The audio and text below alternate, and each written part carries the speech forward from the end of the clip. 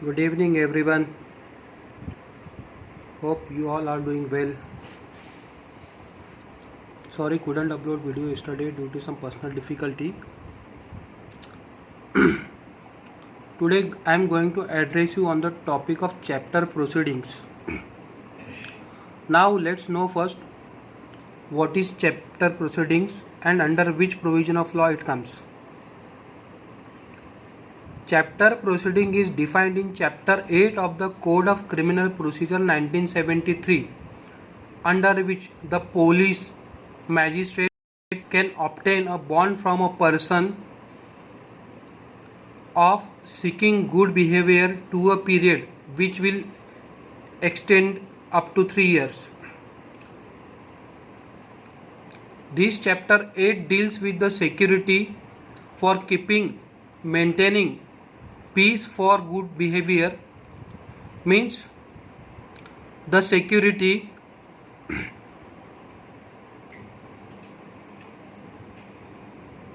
guarantee to maintain the peace into the society.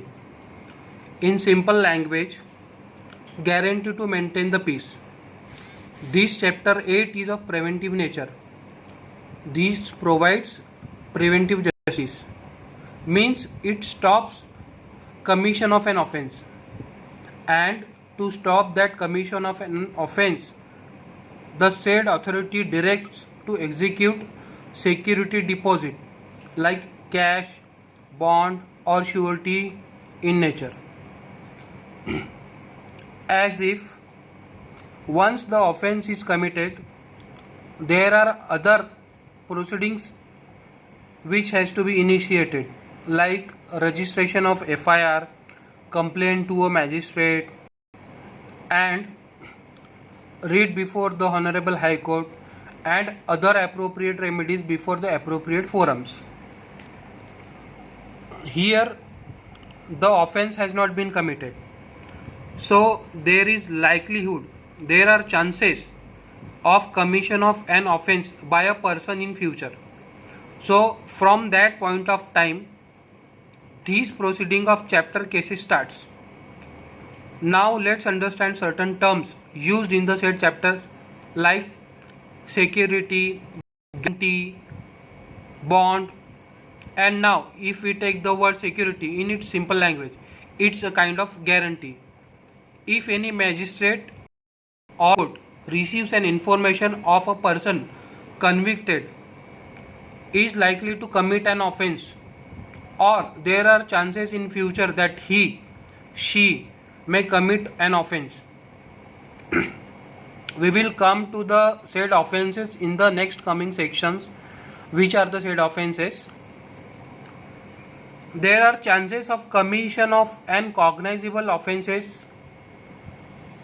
Someone is habitual offender who is indulged in commission of offenses, and if the magistrate comes to the conclusion that the said citizen or a person is likely to commit an offense in future, the magistrate may direct him to furnish the security in cash or surety, as if he commits the said offense, the said security, guarantee, cash will have to be forfeited.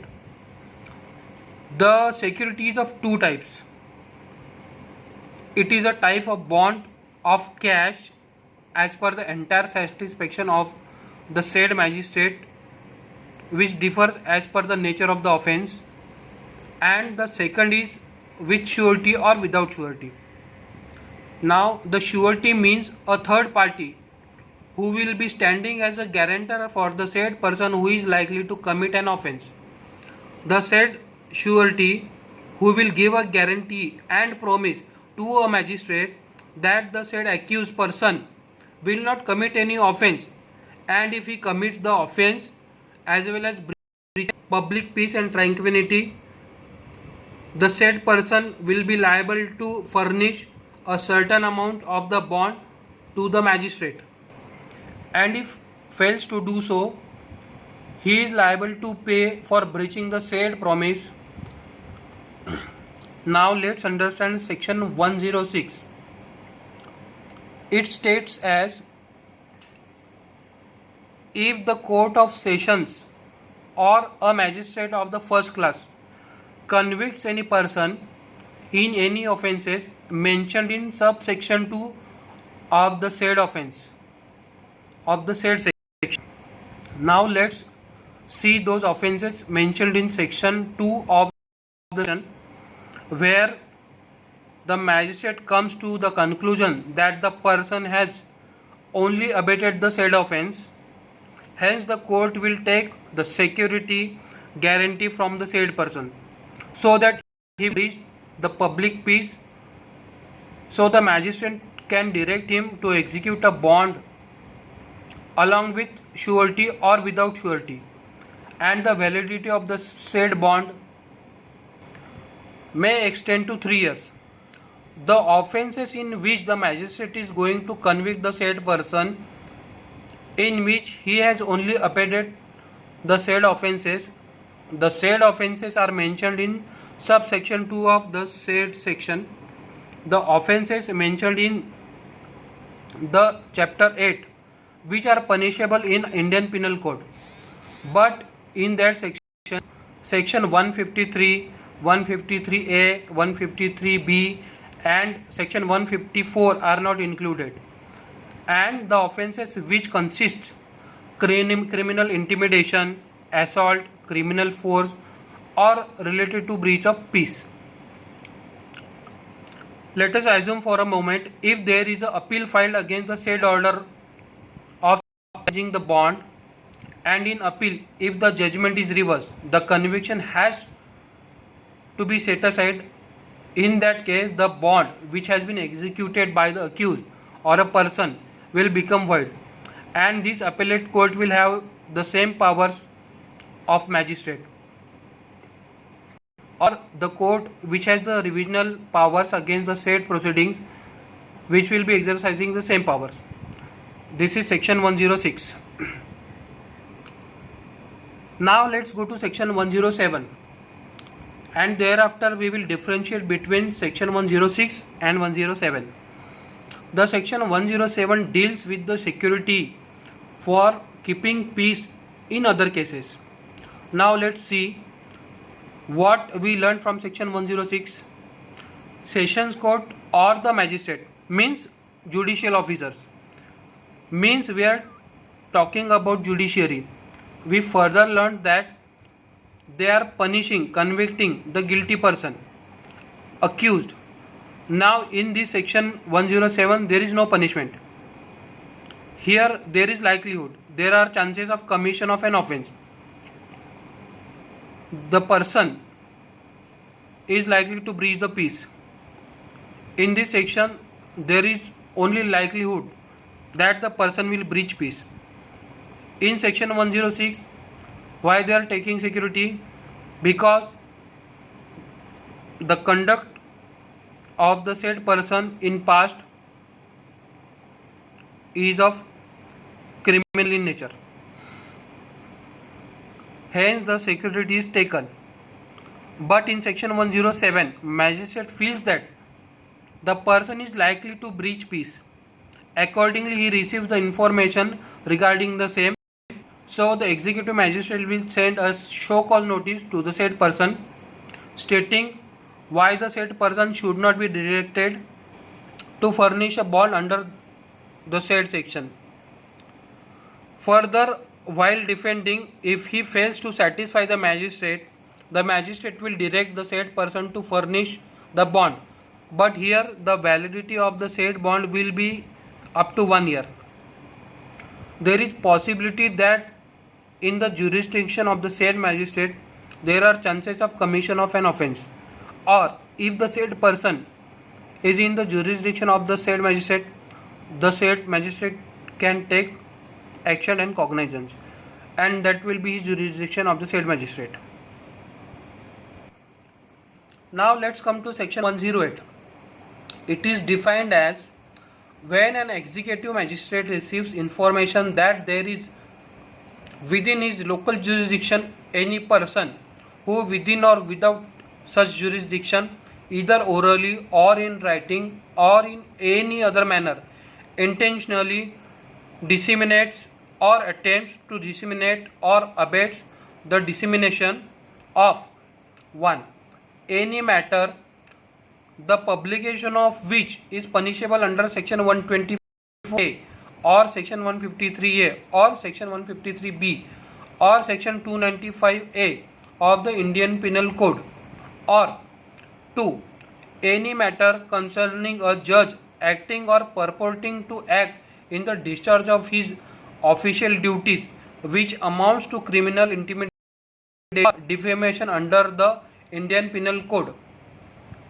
2. Makes, produces, publishes or keeps for sale, imports, exports, conveys, sells, lets to hire, distributes, publicly exhibits, or in any other manner puts in circulation any obscene matter such as in referred to in section 292 of the Indian Penal Code, and the magistrate is of opinion that there is sufficient ground for proceeding, the magistrate may, in the manner hereinafter provided, require such person to show cause why he should not be ordered to execute a bond with or without sureties for his good behavior for such period not exceeding 1 year, as the magistrate thinks fit. 2. No proceeding shall be taken under this section against the editor, proprietor, printer or publisher of any publication registered under and edited, printed and published in conformity with laid down in the Press and Regulations of Books Act 1887 with reference to any matter contained in such publication except by the order or under the authority of the state government or some officer empowered by the state government in this behalf. In this case, the magistrate may ask to furnish bond and the validity of the said bond will extend up to 1 year only. Now let's go to section 1, which deals with security of good behavior for suspected persons. If the executive magistrate receives an information that a person is hiding himself because of the reason that he is likely to commit a serious or cognizable offence, so that the magistrate may ask, direct him to furnish a bond and the validity of the said bond will extend up to 1 year. Now let's come to section 110. It deals with habitual offenders.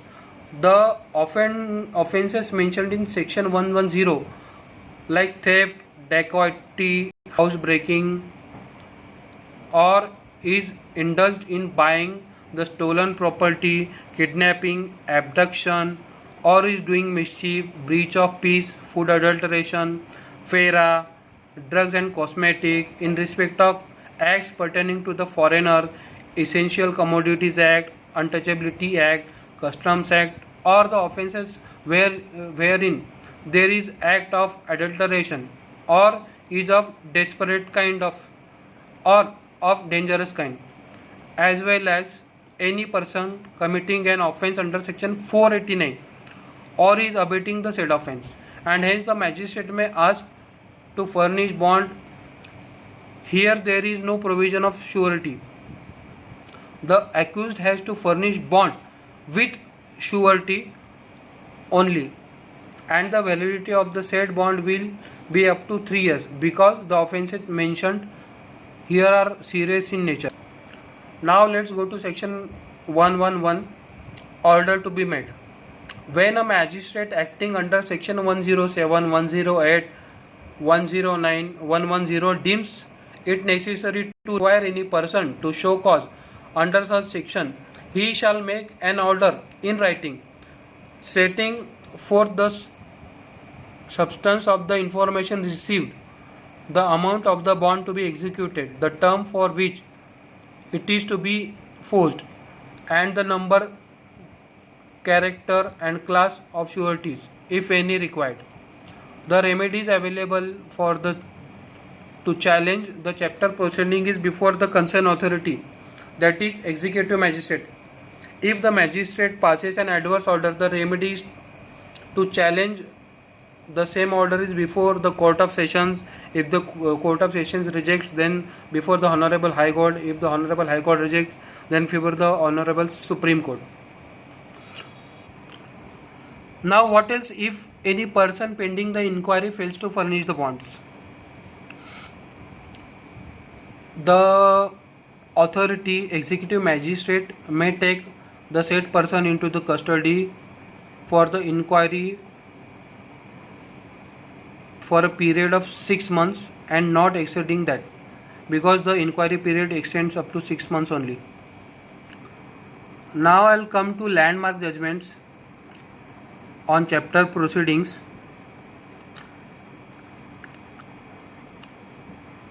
The state of Haryana versus Bhajan Lal, the state of Karnataka versus M. Devendrappa, the state of Karnataka versus L. Muniswamy, Vinit Kumar and versus state of UP, and Ahmad Ali Qureshi and others versus state of Uttar Pradesh. In those cases, the ratio laid down is where a criminal proceeding is manifestly attended with malafide and or where proceedings are maliciously instituted with an ulterior motive for wreaking vengeance on the accused and with a view to spite him due to private and personal grudge, the proceedings needs to be quashed and set aside. Now I'll come to experience with all the colleagues, which is till the date very excellent. All are cooperative in nature. They are helping kind of nature. They help a lot whenever asked and required, as well as the experience as of now in the court is also very excellent. Now I'll conclude myself. Thanks. Take care, be safe at home, and please forgive me if there is any error from my side.